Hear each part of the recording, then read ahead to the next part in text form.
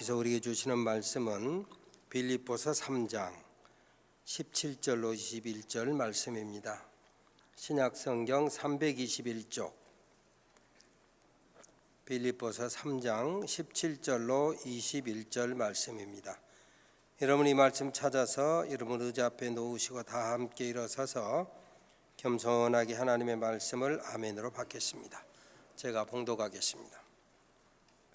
형제들아, 너희는 함께 나를 본받으라.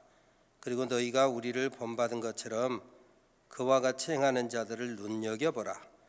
내가 여러 번 너희에게 말하였거니와 이제도 눈물을 흘리며 말하노니 여러 사람들이 그리스도의 십자가의 원수로 행하느니라. 그들의 마침은 멸망이요 그들의 신은 배요 그 영광은 그들의 부끄러움에 있고 땅의 일을 생각하는 자라. 그러나 우리의 시민권은 하늘에 있는지라. 거기로부터 구원하는 자 곧 주 예수 그리스도를 기다리노니 그는 만물을 자기에게 복종하게 하실 수 있는 자의 역사로 우리의 낮은 몸을 자기 영광의 몸의 형체와 같이 변하게 하시리라. 아멘. 이 말씀 하나님의 말씀입니다. 앉으시기 바랍니다.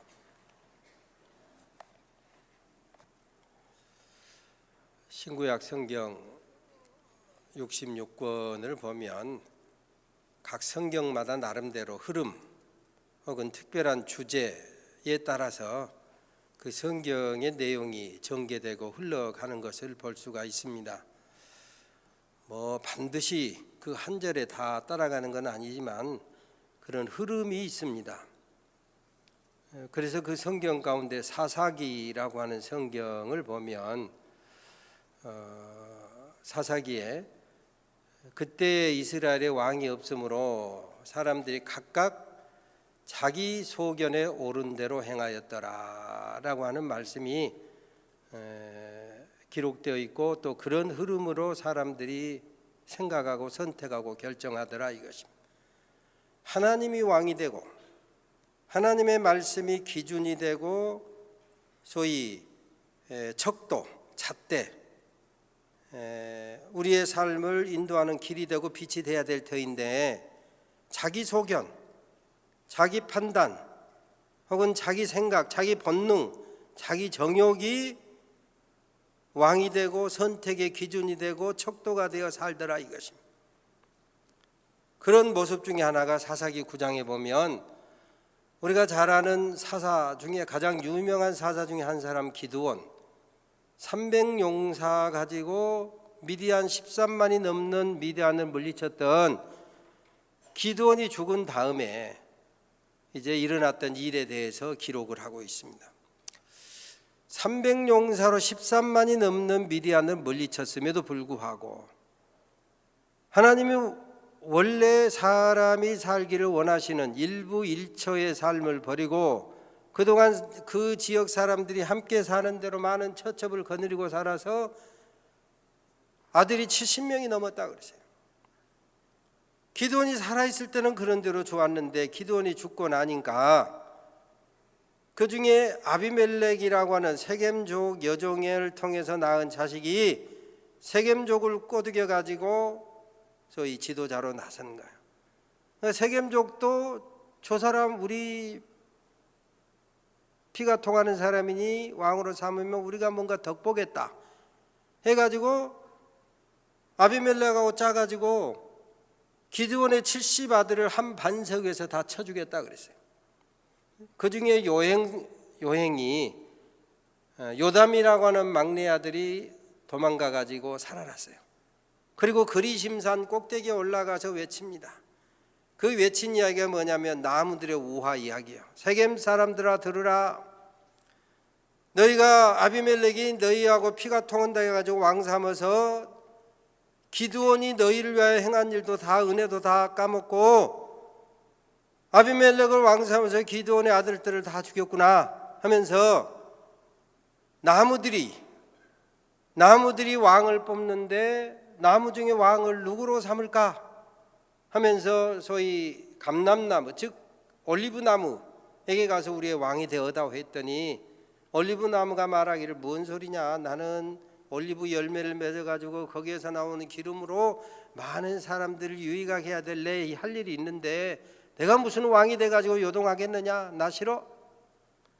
무화과나무에게서 가서 네가 왕이 되어다오, 포도나무에게 가서 네가 왕이 되어다오 하는데 나는 달콤한 열매 맺어가지고 많은 사람들을 유익하게 하는데 내가 뭐 왕노릇 싫어? 포도 열매 맺어가지고 많은 포도주로 하나님께 영광 돌리고 사람들을 유익하게 하는데 나도 왕이 싫어? 그러니까 가시나무에게 가서 네가 왕이 되었다고 그랬더니 그래? 내가 왕노릇 하려면 너희들 다 내 말 잘 들어. 안 들으면 큰일 나 하면서 가시나무가 그들을 찌르고 가시나무에서 연기가 나와서 그들을 괴롭혔다 하고 그 이야기를 이렇게 선포하고 요담이 도망갔다 이렇게 기록되어 있습니다. 이야기의 요점인즉슨 아무나 왕이 돼서 안 된다 이 말이에요. 아무나 지도자 삼으면 안 된다 이것입니다. 준비된 사람, 오늘 민주화 시대에 있어서는 선거 투표 잘해서 대통령 뽑을 때도 도지사 뽑을 때도 도의원 뽑을 때도 잘 뽑아야 된다. 잘못 뽑으면 우리가 평안의 삶을 잃어버린다. 지난 6.13 지방선거에서 우리가 아는 대로 어느 당 하나가 집중적으로 지지를 받되 우리 지역에서는 완전히 몰표를 받았어요.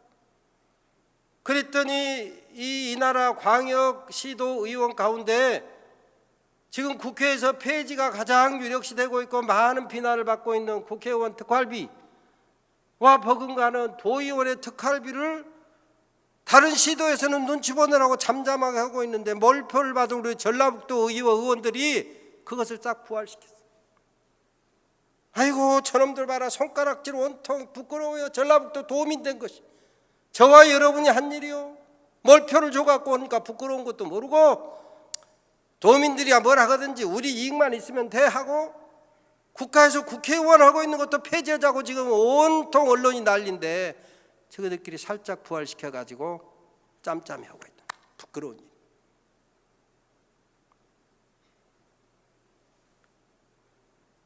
한때 SNS를 타고 돌아다니는 이야기 중에 이런 이야기가 있었습니다. 사람의 몸의 각 기관 중에 누구를 왕사하면 좋겠냐. 사람이 아닌데 누구라고 하기 그렇습니다만 무엇을 왕사하면 좋겠냐. 여러분 몸의 각 기관에서 뭐가 왕돼야 되겠습니까? 뇌는 뇌대로 내가 브레인이야. 내가 다 판단하고 내가 다 명령하잖아. 내가 왕해야지. 말이 되잖아요. 눈은 눈대로 뭔 소리 하고 있어. 내가 봐주지 않으면 너희들이 여기저기 부딪히고 고생해. 안 돼. 귀는 귀대로 뭔 소리냐. 세상의 모든 소리 내가 다 들어가지고 정보를 전달해 주는데 내 말 들어. 내가 왕노릇 해야 돼. 손은 손대로 뭔 소리냐. 내가 여러분 밥 먹는데도 내가 입에다 넣어주지 않으면 너희가 밥을 마음대로 먹을 수 있느냐. 바른 말대로 뭔 소리. 내가 안 움직여주면 너희들 뭐 한 걸음이나 움직일 수 있냐. 이빨은 이빨대로 코는 코대로 다 자기가 왕노릇 해야 된다고 논리를 펴는 거예요. 다 그럴듯하잖아요. 이유가 있잖아요. 여러분이라면 신체의 모든 기관 중에 누구를 지도자 삼겠습니까? 누구를 왕 삼겠습니까? 그랬더니 잠잠히 있던 학문이 나도 왕이 되고 싶어 그랬어요. 에이 다 돼도 너는 안 되지. 너는 안 돼 안 돼 안 돼. 왕무시 개무시를 당하는 거야. 그러니까 학문이 파업을 했어요. 학문이 파업하면 어떻게 되겠어요? 견디지 못하는 거예요. 그래서 모든 기관들이 항복 우리가 잘못해서 네가 왕노릇 해 그랬다라고 하는 거예요. 고린도전서 12장에 보면 그런 이야기가 나옵니다.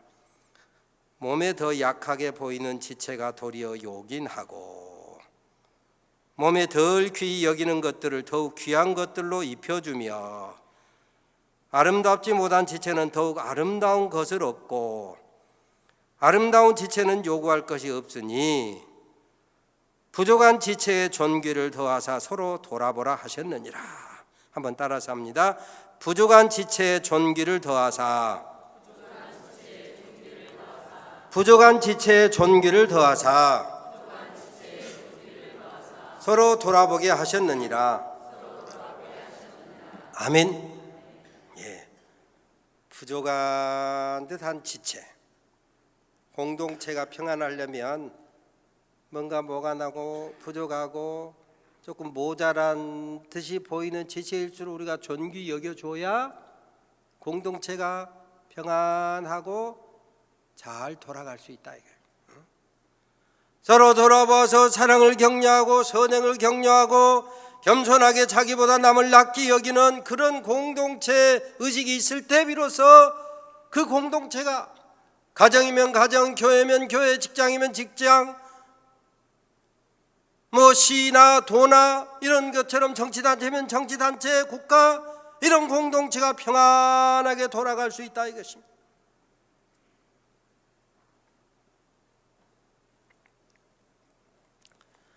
산상보훈이 우리가 흔히 마태복음 5장, 6장, 7장 근데 그 가운데 토막 6장에 보면 너희가 의를 행할 때, 기도할 때 혹은 구제할 때 은밀하게 하라 그랬어요. 그러면 은밀한 중에 보시는 너희 아버지께서 갚으시리라. 한번 따라서 합니다.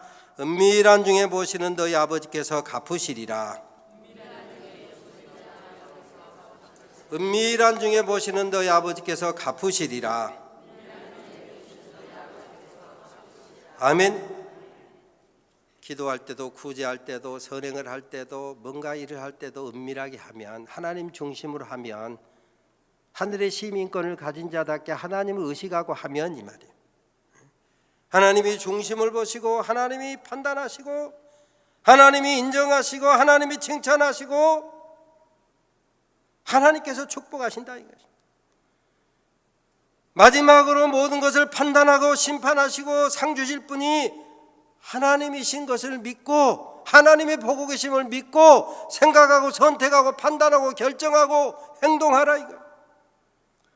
사람 앞에서 인정 다 받아버리면, 사람 앞에서 박수 다 받아버리면, 사람 앞에서 칭찬 상급 다 받아버리면 하늘에서 받을 상이 없다 이거예요. 너는 다 받았다, 너는 다 누렸다, 너는 다 써먹었다 이런 판단 받지 말고 은밀하게 받을 칭찬, 은밀하게 받을 축복, 은밀하게 받을 상급 남겨두는 삶을 살아라 이것입니다. 그래서 오늘 본문에 명확하게 선언하고 있지 않습니까? 오직 우리의 시민권은 하늘에 있는지라. 한번 따라서 합니다. 우리의 시민권은 하늘에 있는지라.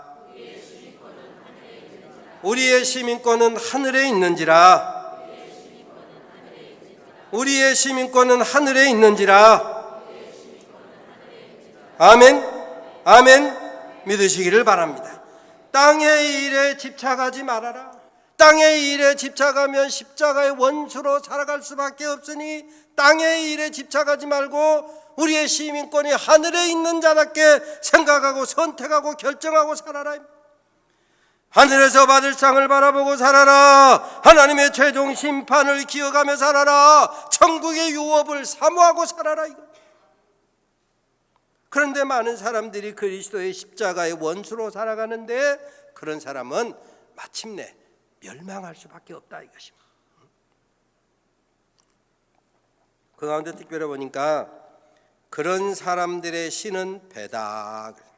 말이 어렵지만 그런 사람들의 하나님은 배, 먹고 사는 거, 먹는, 소위 목구멍이 포도청 되어가지고 먹고 사는 것에 관여되면 그냥 그걸 하나님 삼고 살아간다. 욕망 따라서 본능 따라서 정욕 따라서 살아가는 것을 그런 사람들의 신은 배다 이렇게 표현하고 있습니다. 목구멍이 포도청이라고 해서 땅의 일에 목숨을 걸고 살아가다가 멸망한다 이것입니다. 하늘에서 받을 상이 없는 사람은 부끄러움을 당하고 멸망을 당하고 마침내 천국문에서 우리 주님께서 내가 너희를 도무지 알지 못한다, 이 불법을 행하는 자들아 내게서 떠나가라 하고 쫓겨난다 이것입니다. 그러나 하늘의 시민권을 두고 사는 사람은, 은밀하게 보시는 하나님께 받을 상이 있는 사람들은 주님께서 신령한 몸으로 부활하신 것처럼 우리의 낮은 몸도 마침내 영광스러운 몸으로 변화시켜 주실 줄로 믿으시기를 바랍니다. 히브리서 6장의 표현대로 말하면 하늘의 시민권을 가진 사람들은 이 땅에서 든든하고 견고하며 소망 가운데 살게 하는 영혼의 닭과 같은 사람을, 닭과 같이 든든하게 살아가는 사람이다.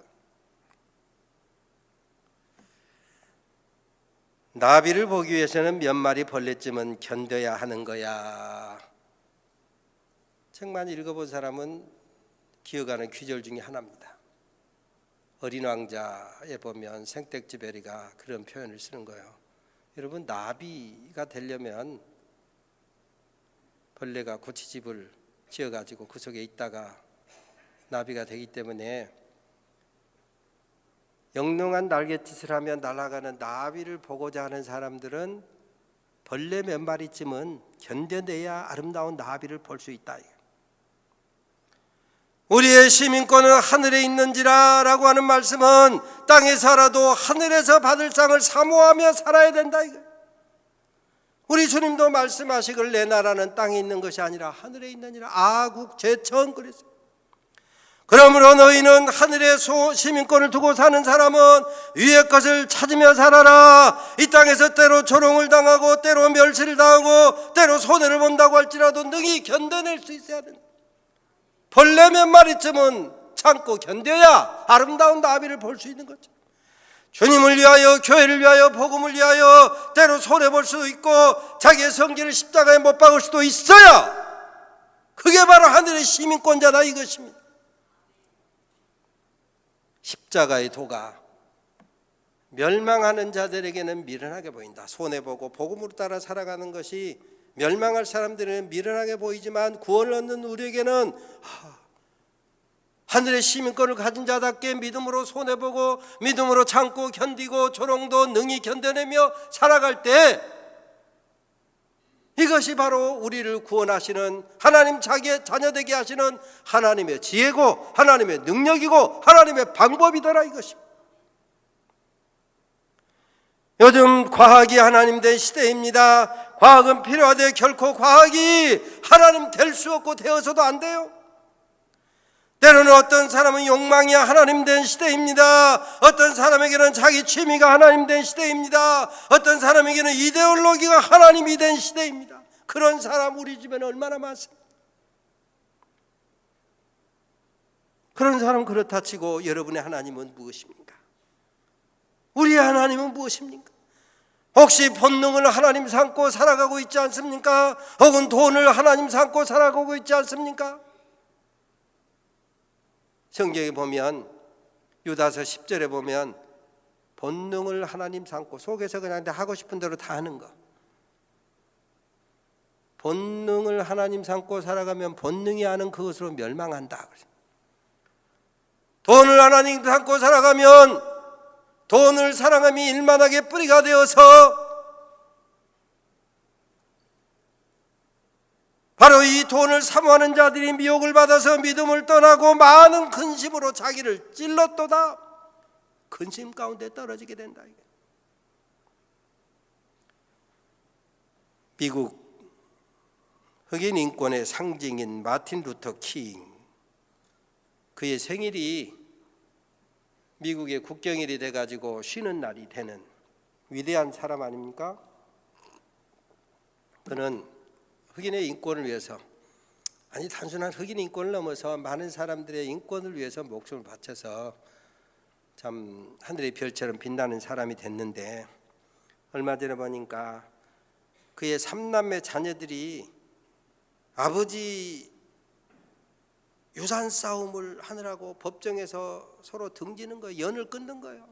저 우리 형제도 아니다, 오빠도 아니다, 동생도 아니다. 법정 싸움하는 모습을 보았습니다. 돈에 집착하는 인생의 비극을 보는 것 같아요. 돈에 미친 세상, 돈이 하나님 된 세상의 비극이요 부끄러움입니다. 시편 37편에 보면 내가 어려서부터 늙기까지 의인이 버림을 당하거나 그 자손이 걸시감을 보지 못하였도다. 저는 종일토록 은혜를 베풀고 구워주니 그 자손이 복을 받는도다.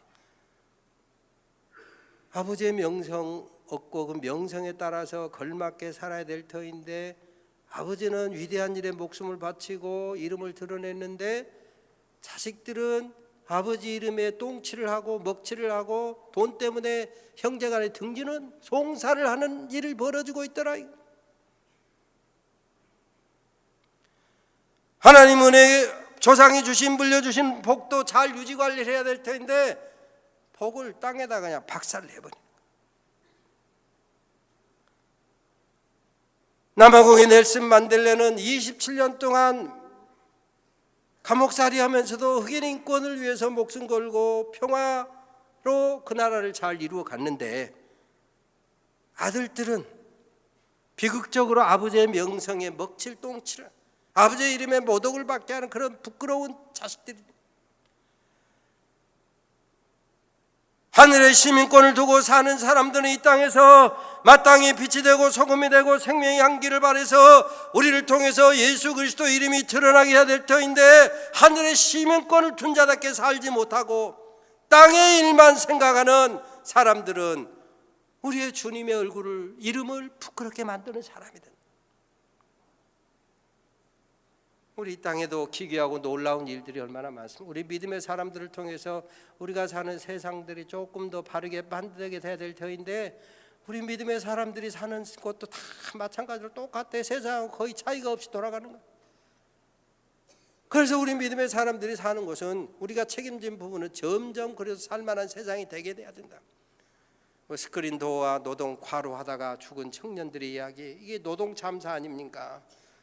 이제 그런 일들이 점점 우리가 책임진 세상은 점점 없어지게 해야 된다. 나홀로 등산 참사, 홀로 여자가 등산 가다가 돈 때문에 살인을 당하고 각종 보험 참사, 보험금을 많이 집어넣어 가지고 부모 자식 죽이고 형제 죽이고 이웃을 죽이는, 자동차 사고를 내는 보험 참사, 이게 다 돈과 일로 돼 있어요.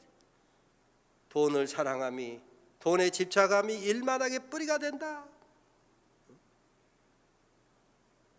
전 목사로서 부끄럽습니다마는 우리 한국교회 요즘 소위 회자되고 있는 명성참사라고, 이름은 명성조인데 그걸 자식에게 물려주겠다고, 자기 교회는 안정될지 몰라도 한국 평균 지성들에게 손가락 지탄을 받는 부끄러운 일이, 이게 명성참사예요.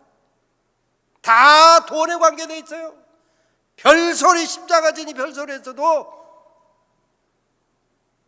동기 목사 중에 한 사람이, 나는 오지에서 선교하고 있는데 나는 이 선교를 내 아들이 물려받았으면 좋겠다라고 생각하는데, 이러니까 많은 친구들이, 당신 그 오지에서 선교받는 하는 일, 목숨 걸고 하는 일을 물려받는 것에 대해서 누가 손가락질하고 그냥 잘한다고 하지, 이 돈 수천억대 돈이 관계된 것을 물려주고 받는 것을 지금 사람들이 가슴앓이 하는 거 아니냐.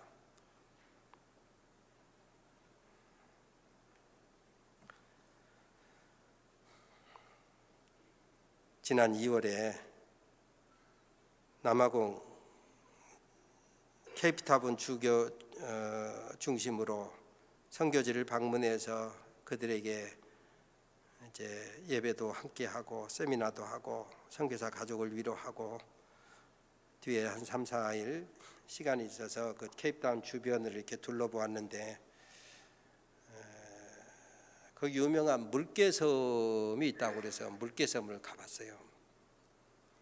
남아공하고 나미비아 사이에 있는 물개섬에 수천 마리의 물개들이 그냥 섬마다 그냥 앉아서 햇빛 쬐고 바람 쐬고 바다에 들어갔다 나왔다 쉬고 먹고 마시는 물개섬이란. 그래서 물개섬을 가기 위해서 배 타기 위해서 부두로 갔는데, 배를 기다리고 있는데 갑자기 사람들이 와 그러더라고요. 왜 그런 거 했더니 물개가 그냥 그 부두에서 막 솟구치고 날고 있는 거야. 물개섬이 있다더니 저들이 여기까지 와서 이렇게 날아다니나, 날아다니는 것처럼 솟구치잖아요. 그래서 그런 줄 알았어요. 그랬더니 또 어디로 쑥 가더라고. 가만히 보니까 어떤 사람이 고기를 손에 들었다가 던지면 그걸 보고 쫓아가느라고 이렇게 튀는 거예요. 조금 있으니까 그 사람이 입에 고기를 물고 있으니까 탁 입을 맞추듯이 하고 그 고기를 탁 물어가는 거예요. 참 대단하다, 그런 생각이 들어요.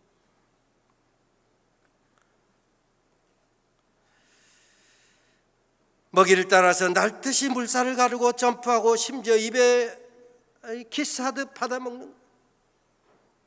그래서 이제 배 타고 물개섬을 가보니까 아닌 게 아니라 평생에 그런 물개를 어떻게 보겠습니까? 수천 마리가 이 섬 저 섬에 그냥 가득 그냥 뭐 참새 때 앉아 있는 것처럼 이렇게 우글거리고 있는 거예요. 그러다가 바다에 들어가서 또 수영을 하고 나와서 햇볕을 쬐이고, 그들이 햇볕을 쬐이고 헤엄을 치고 바람을 쏘고 놀고 마시는 모습을 보고 돌아오는데 주님께서 제 마음에 감동하시는 게 있었어요. 너는 어떤 사람이냐?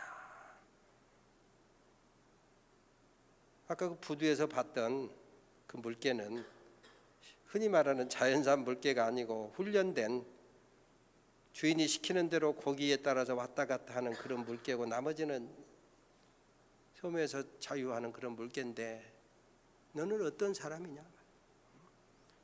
먹이에 따라서 왔다 갔다 하는 물개처럼 너도 혹 먹이가 너희 하나님은 아니냐? 돈이 너희 하나님은 아니냐?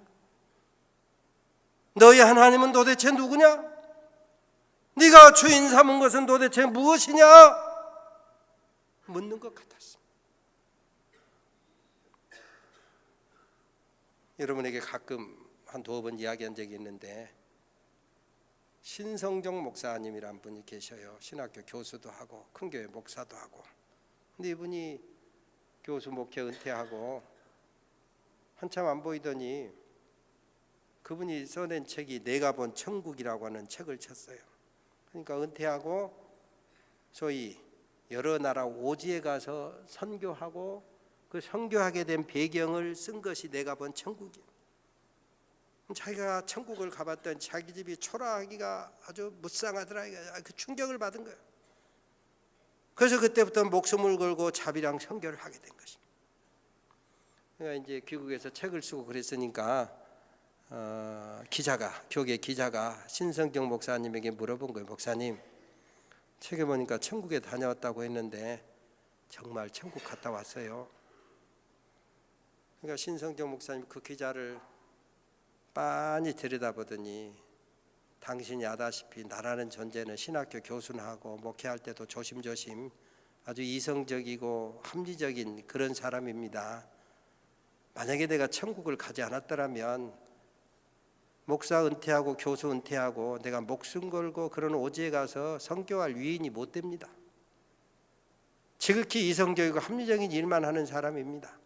그런데 내가 천국에 가서 보니까 내 집이 너무 추워라 해서 부끄러워가지고 내 인생이 이렇게 살면 부끄러운 구원을 받을 것이다. 이렇게 내가 부끄러워서 남은 생에 내가 이렇게 수고하고 있는 것입니다.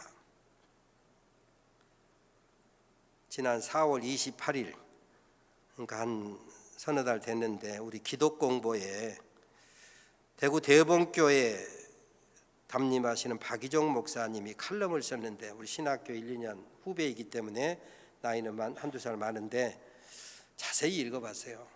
그랬더니 자기 전임자, 저 같으면 우리 강택현 목사님처럼 자기 전임자 박명술 목사님, 한나라 가시고 총회장을 지내신 박명술 목사님의 이야기를 써놨더라고요.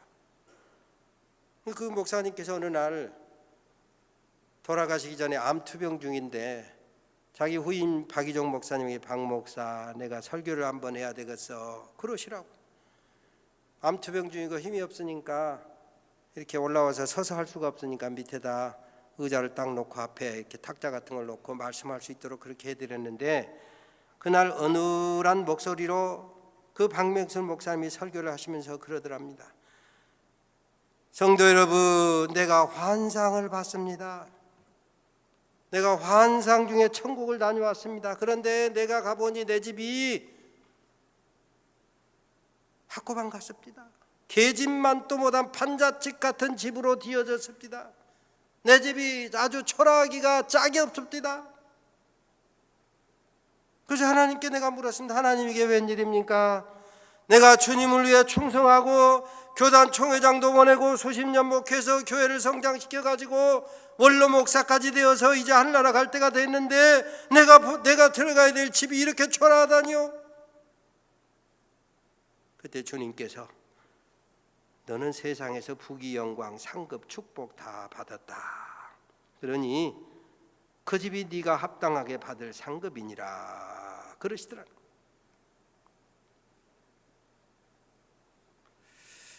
그래서 자기가 이 목사님보다 조금 더 전에 사모님이 먼저 돌아가셨는데 전국적으로 유명한 목사고 큰 교회 원로 목사니까 많은 분들이 와서 조의를 하고 표했는데 사모님 돌아가신 다음에 나온 모든 조의금을 전액을 교회에다 헌금을 하고 왜 그런지도 몰랐대요. 그리고 그의 모든 남은 재산을 다 정리해서 교회에다 헌금을 하고 각종 헌신하는 이유를 비로소 교인들이 알게 됐더라. 그러면서 이분이 사랑하는 성도 여러분 천국에 왔는데 나처럼 학고방 같은 판자촌 같은 그런 집 그런 상급 말고 정말 천국의 귀한 것을 받는 그런 성도의 삶을 살기를 바랍니다 하고 설교를 마치시더라고요. 지난번 남아공 케이프타운을 갔을 때 케이프타운 옆에 판자촌으로 된 모나비치라고 하는 유명한 판자촌이 있어요. 100만 흑인이 모여 사는 곳이에요. 그러니까 남아공 전국 각지에서 흑인들이 모여드는데 케이프타운이 집값이 비싸고 모여 살 수가 없으니까 국가에서 거기다가 판자촌을 만들어줬어요. 흑인 밀집 지역인데 딱 정해진 곳에 지붕도 양철, 벽도 양철, 아주 비참한 상태의 양철로 만든 공동 화장실, 양철로 된 어린이집, 그야말로 100만이 모여 사는 따닥따닥 붙어 사는 양철집을 지나가는데 차로 지나가는데도요 섬뜩해요. 좀 부끄러운 말이지만 섬뜩하더라고.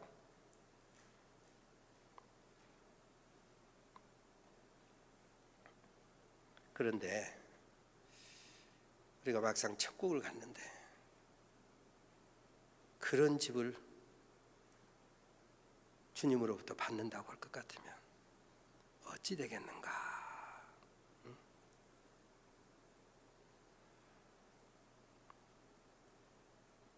요즘같이 더운 날 가장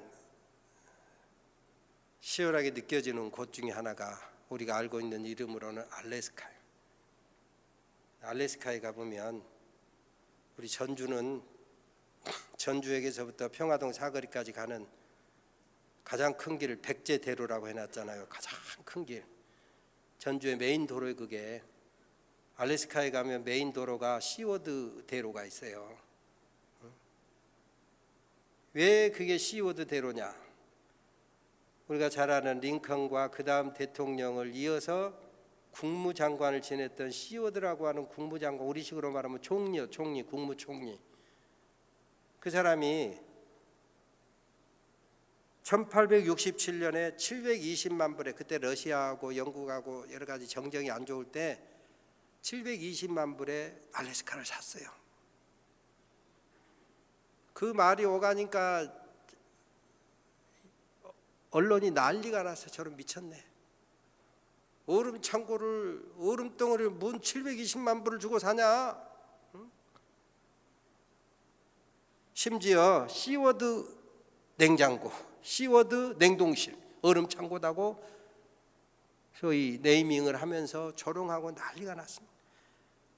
그래도 이게 우리 미국의 미래를 위해서는 반드시 필요하다 하고 샀더니 어떻게 비난이 많았던지 결국은 국무장관 사표를 냈어요. 사표를 내면서 하는 말이, 내가 지금은 요거도 먹고 물러가지만 한 세기가 지나기 전에 내가 한 일이 잘했다고 미국 국민들이 판단할 것이다 그랬는데, 한 세기가 문제가 아니라 30년도 지나기 전에 얼음 창고가 아니라 보물 창고인 것이 밝혀졌어요. 정치, 경제, 모든 군사 전략상의 요청 주고 재산 가치도 비교할 수가 없는,